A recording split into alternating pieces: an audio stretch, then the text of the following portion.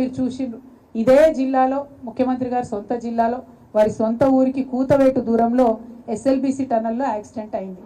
ఇదే ఎస్ఎల్బిసి టనల్లో గత 10 ఏళ్ళు కేసీఆర్ గారు ఉన్నప్పుడు 11.5 కిలోమీటర్లు కేసీఆర్ గారి హయాంలో తవ్వితే ఎటువంటి యాక్సిడెంట్ కాలే.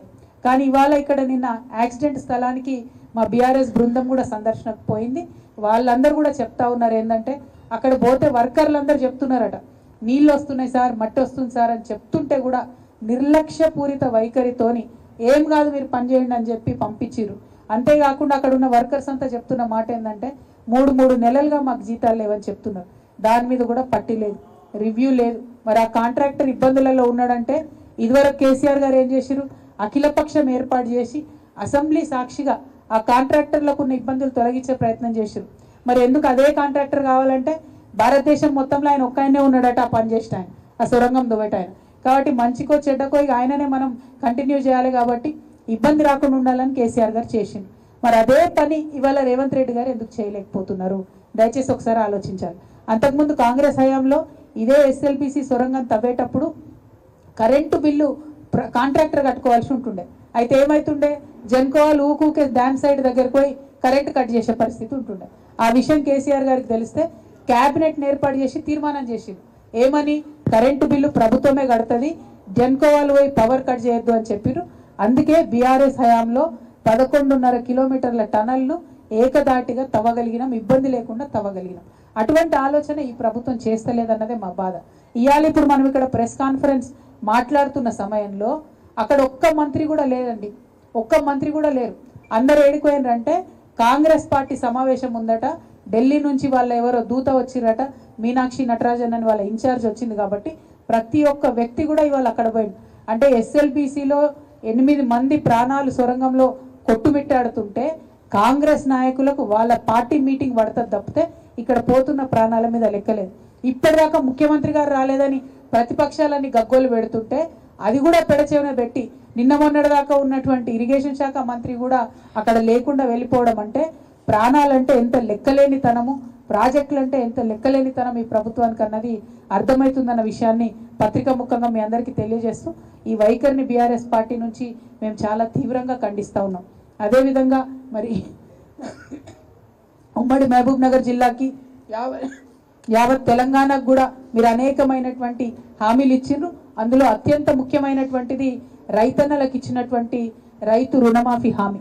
ఇవాళ రైతు రుణమాఫీ ఎక్కడ కాక బాధపడుతున్నటువంటి పరిస్థితి ఉన్నది. ముఖ్యంగా గిరిజనులు, చిన్న సన్నకారు రైతులు పాపం ఒక్కొక్కరు 1,00,000, 1,50,000, 2 లక్షల దాకా రుణం తెచ్చుకుంటే ఒక్కొక్క కుటుంబంలోనే దాదాపు 3-4 లక్షలు అప్పులైనటువంటి పరిస్థితి. ఆనాడు రేవంత్ రెడ్డి గారు ఏమన్నారు, మీరు ఓన్లీ ఒక్కొక్కరు 2-2 లక్షలు రుణం తెచ్చుకోండి, మేము మాఫీ చేస్తాం, 9వ తారీఖు రాగానే ఒక్క సంతకంతో మాఫీ చేస్తామని చెప్పి ఇవాళ వేలాది మంది రైతుల జీవితాలతోని ఆడుకుంటున్నటువంటి ప్రభుత్వం కాంగ్రెస్ ప్రభుత్వం. తక్షణమే సంపూర్ణంగా రుణమాఫీ చేయాలని చెప్పి మేము డిమాండ్ చేస్తూ ఉన్నాం. అదేవిధంగా రైతు భరోసా కూడా ఇస్తామని చెప్పిండ్రు, ఇంతవరకు కూడా అత్తాపత్తా లేదు.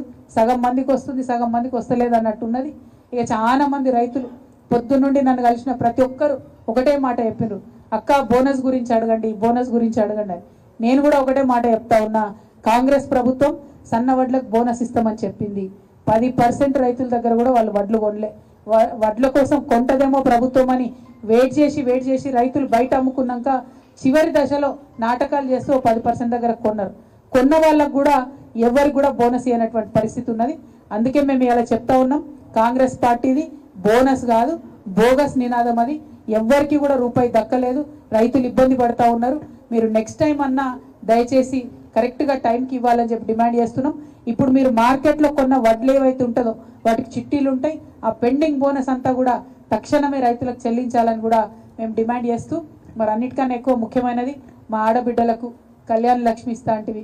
కళ్యాణ లక్ష్మి కేసీఆర్ లక్షిస్తే 1,00,000 కాదు తులం బంగారం అదనంగా ఇస్తా అంటివి. మరి ఇంతవరకు ఇస్తలేరు కాంగ్రెస్ ప్రభుత్వం. ముఖ్యమంత్రి గారిని మా మహబూబ్నగర్ జిల్లా ఆడబిడ్డల తరఫున నేను గుర్తు చేస్తా ఉన్నా, తొందరగా మాకు తులం బంగారం ఇచ్చే ఏర్పాటు చేయండి. రెండవది 2,500 రూపాయలు ప్రతి ఆడబిడ్డకి ఇస్తా అని చెప్పారు. దాని మీద కనీసం ఇంతవరకు రివ్యూ కూడా చేయలే. మహిళా దినోత్సవం వస్తున్నది, మరి పెద్ద ఎత్తున మేమందరం మహిళలకు కూడా జమై మిమ్మల్ని ప్రశ్నిస్తాం. కాబట్టి తక్షణమే మీరు మహిళలకు ఇస్తా అన్న 2,500 రిలీజ్ చేయాలని కోరుతా ఉన్నాం.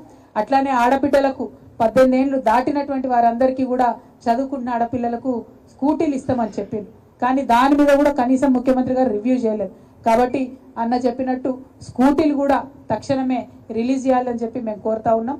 అన్నిటికన్నా దారుణం ఏంటంటే చదువుకునే పిల్లలు, గురుకులాల్లో చదువుకునే పిల్లలకు కూడా సరైనటువంటి భోజనం పెట్టలేనటువంటి పరిస్థితి